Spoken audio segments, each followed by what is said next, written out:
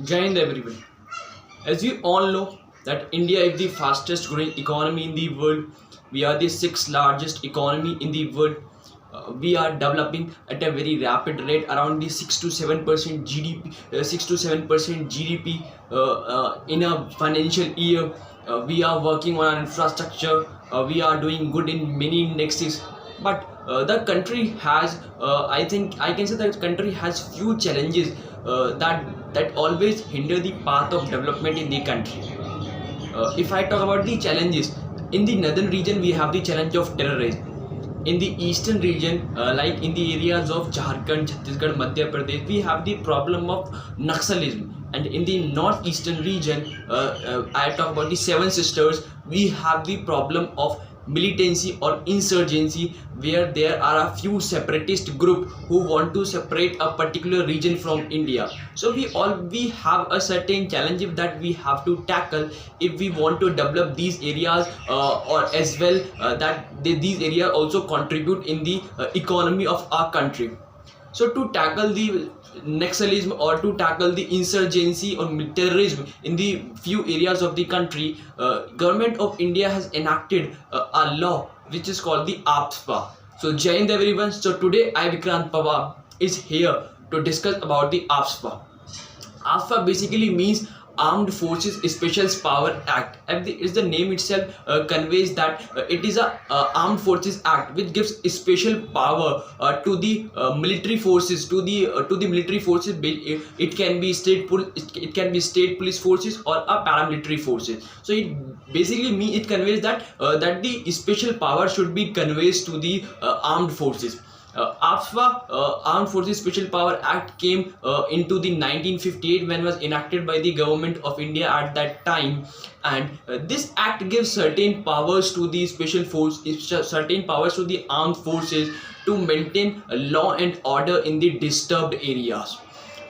Government of India, mainly central government, has used the has have the power to declare a area a disturbed area, which basically means that disturbed area is an area which having certain types of dispute, where having a certain types of separatist group, where is a differences of religion, communal violence, anything like that is a disturbed area. That was declared by the central government, and central government with the consideration of state government declared the area as a disturbed area. So regarding the disturbed area, the armed forces has few special powers. First power is that they have the authority to obstruct gathering of 5 or more persons. If they feel like any unusual or wrong incident is going to be happen, they also have the authority to kill anyone. They have also the authority to kill anyone and to open fire, giving a warning to separate or to dispose. They have these types of authority. They have the authority to open power, and they also have the authority to arrest anyone without any warrant. They have the authority to search or raid any premises without having a particular warrant. And for these types of operations, they are not liable on any legal proceedings. They are immune from the any legal proceedings. If they have killed someone under the Afspa Act, they are absolutely not liable for these operations or these incidents, because they are immune. They have given these types of power under the Afspa Act. If I talk about the main objective of the Afspa, the main objective of the Afspa is to maintain law and order and peace and tranquility in the disturbed areas, to tackle the rise of insurgency or militancy in these areas. The main objective of Afspa is that in 1951, basically it was invoked, or it was applied for two states, Manipur and Assam.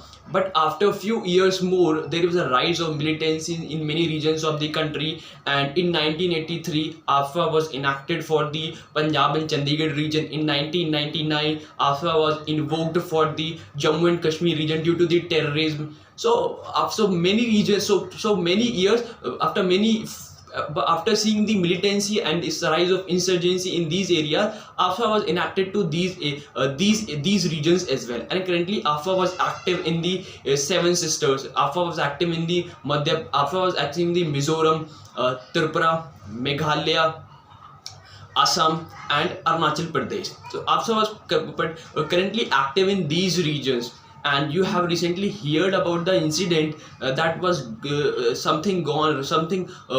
unused, gone wrong when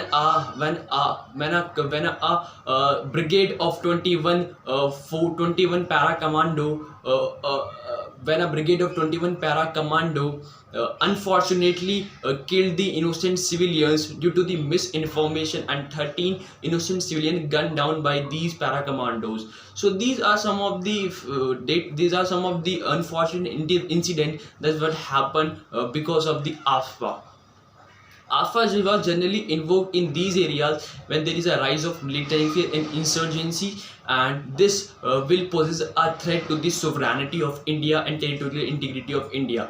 So these are some of the fact about the Afspa. If I talk about the benefits of arguments in favor of Afspa, first favor that we have to continue with the Afspa is that it will provide a special power to our armed forces that will necessarily require to tackle or to stop the rise of militancy in these areas. Without having these special power, the armed forces are not able to work effectively, because they always have the fear that if they kill someone in any incident, they will be liable for these killings. So Afspa gives a power to these armed forces to work effectively and to tackle the rise of militancy and insurgency in these areas.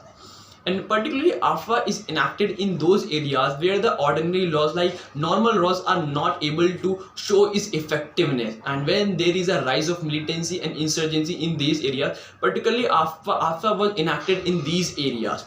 So therefore, absolutely, to counter the rise of insurgency and militancy, we should go with the Afspa Act. But there are certain challenges or certain argument that was always given in the in against the Afspa. First one is that there is a violation of human rights. Various human rights groups always raises their voice that Afspa gives an absolute power to the armed forces. That many incidents has occurred that also leads to the atrocities and innocent killings of the civilian people. As I told you earlier, that the Nagaland incident where 21 para commando killed the 13 innocent civilians, misinformed by getting the misinformation about the insurgents, that there was an insurgent in this area. They mistakenly killed the 13 innocent civilians. So these are the voices raises against by the human rights group that the Afspa was killing the innocent people. And many of these say that the Afspa is a draconian act that gives the absolute power to the army. So these are some of the arguments that was always given in favor of Afspa. But if I come to the conclusion, yes, Afspa is the best way to counter the insurgency and militancy in the northeastern region. And one of the fact that why insurgency and militancy increasing in northeastern region, because there is a lack of development in this area. So lack of development also provide a good basis for the insurgents to rise and fight against the army. So if we have to eradicate the problem of insurgency, we have to focus on the development of these areas. So we can develop, if we can develop these areas, we are certainly able to minimize the chances of insurgent, minimize the cases of insurgent. So yes, we should continue go with the Afspa, but certain amendments should be required in the Afspa so that we can we can avoid the tragedies of innocent killings of civilian. So that's all for today. Thank you, gentlemen.